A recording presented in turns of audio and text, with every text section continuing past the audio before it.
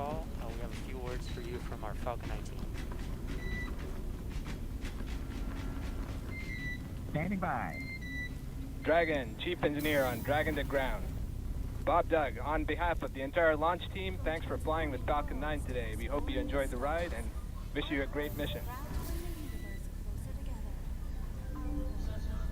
Thanks, Paula. Congratulations to you and the F9 team for the first human ride for Falcon 9. And it was incredible. Appreciate all the hard work, and thanks for the great ride to space. Copy all. Paula, Good luck. Proud of you guys and the rest of the team. Thank you so much for what you've done for us today, putting America back in the low Earth orbit up on the Florida coast. Copy all. Good luck. Godspeed.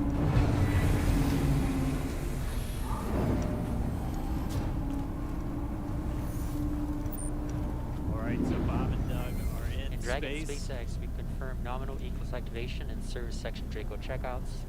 Nose cone deploys in progress. Copy all. We're monitoring. The Corps here in Hawthorne giving the crew a heads up that we have confirmation the nose cone is deploying. So again, that nose cone is going to open up a little bit more than 90 degrees, goes up to about, I think, 105 degrees, and that's going to expose the actual docking ring and the hatch that they're going to be going through once they attach to the International Space Station, and also 4 of those Draco thrusters, we call them the forward bulkhead thrusters. They're going to be used for these major phase burns or firings of those thrusters to actually raise their orbit gradually over the coming hours. Also heard good activation of the Eclipse, that's the environmental control and life support system. That's everything controlling their atmosphere, just keeping Dragon a nice, safe, habitable environment where they're going to be living for the next 19 hours until they arrive at the space station. Right, exactly. Falcon 9's job may be done for today, but the mission is not over. Crew Dragon's job is not done. As you can see, Bob and Doug are still inside Crew Dragon, making their way over a 19-hour trip to the International Space Station before they dock tomorrow morning. Such cool views. I love that we can get these live views here and see and watch what they're doing now that they are in orbit. It's incredible to just be looking over their shoulder and be along for the ride.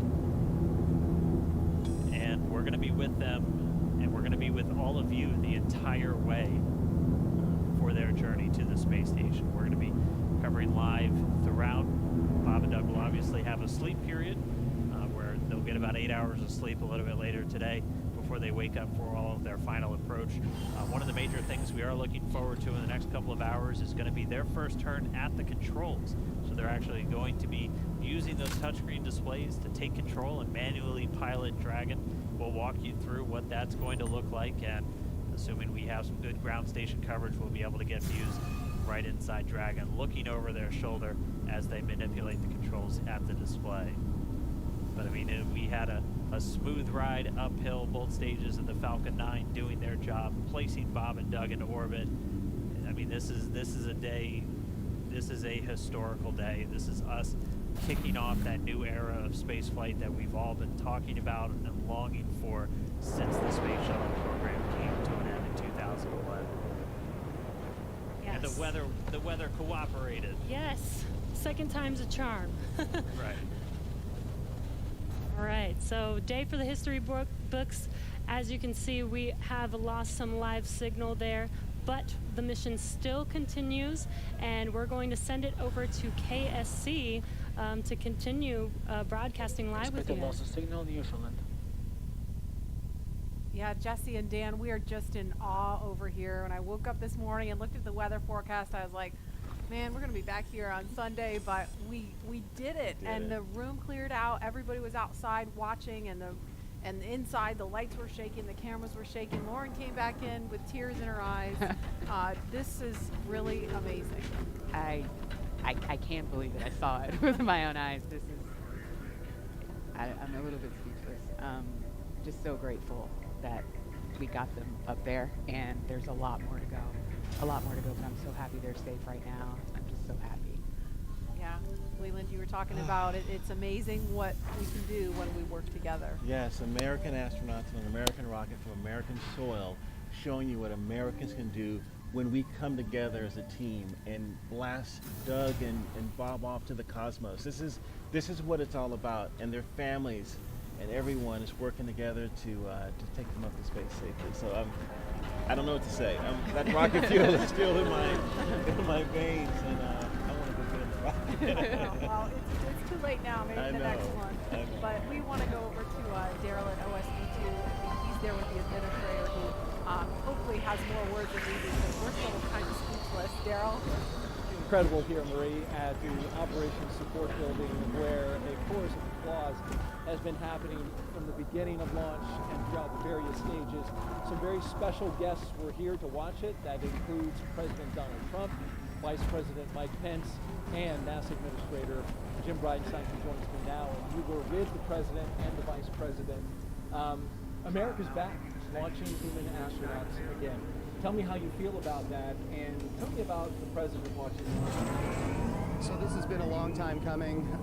It's been 9 years since we've launched American astronauts on American rockets from American soil, and now it's done. We have done it. It's been way too long. I want to give a lot of credit to Charlie Bolden. He was my predecessor as the NASA administrator. He fought hard for this program at a time when it didn't get any support in Congress.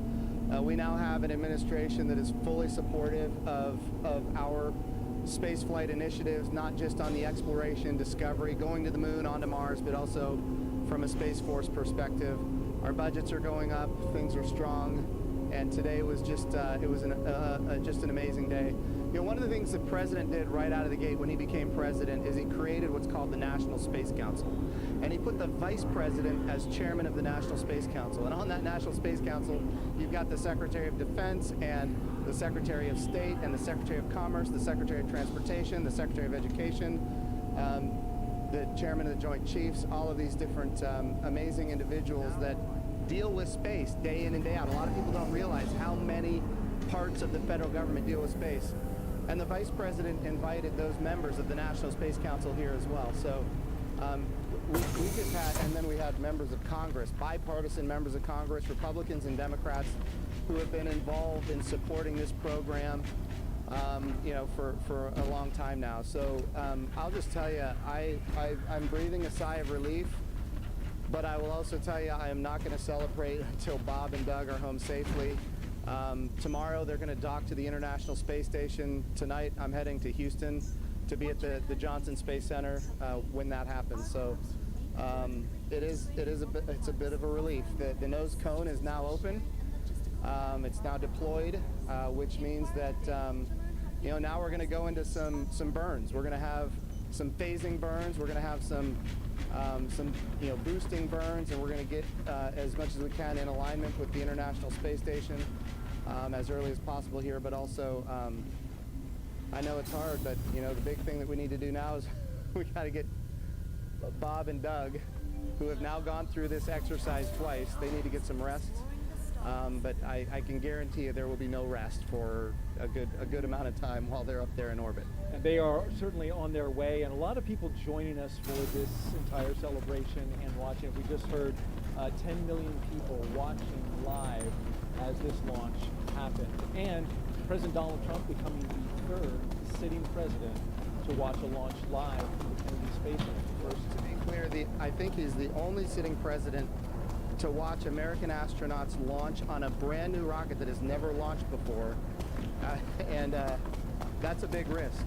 You know, he also said we're going to go to the moon by 2024. That means he's putting himself at risk to say, look, I'm going to be accountable, potentially, I'm going to be accountable to the initiatives that I put forward. And I think we have not had that kind of leadership for space in a very, very long time. And we're so grateful for it. what was it like watching the launch with the president? How did he react?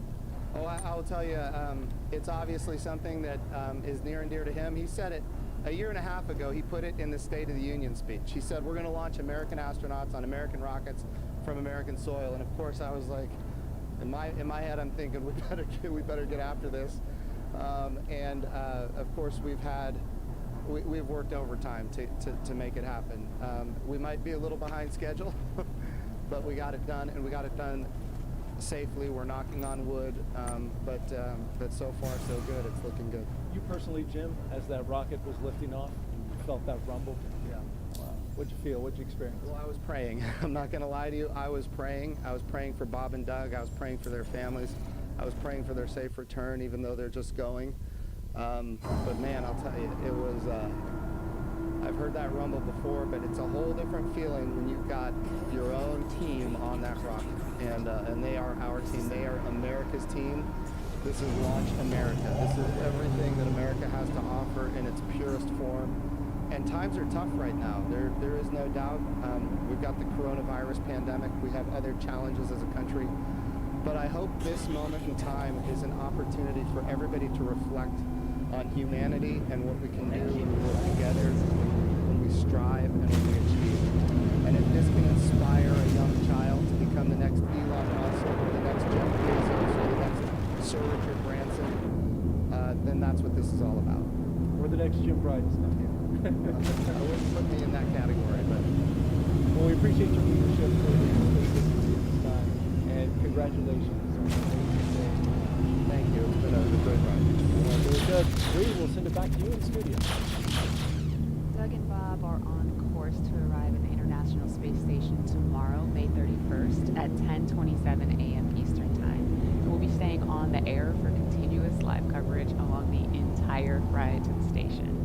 So though our coverage here is concluding, we will turn it over to the teams in Hawthorne and Houston to take us through the next phases of the Demo 2 mission, all the way to hatch opening and a welcome ceremony on the space station for Bob and Doug tomorrow. That's right, and as you follow along, we invite you to tune into a post-launch news conference that's happening here at 6:30 this evening Eastern Time on NASA TV. We'll have NASA and SpaceX leaders here to take questions live on this unprecedented achievement in human spaceflight. And in addition to NASA TV, you can follow along always on Twitter at @NASA and nasa.gov for mission updates as it progresses. Here now are highlights from the mission so far. May 30th, 2020. Remember this day. You'll have this memory forever. The day America returned astronauts to orbit from U.S. soil.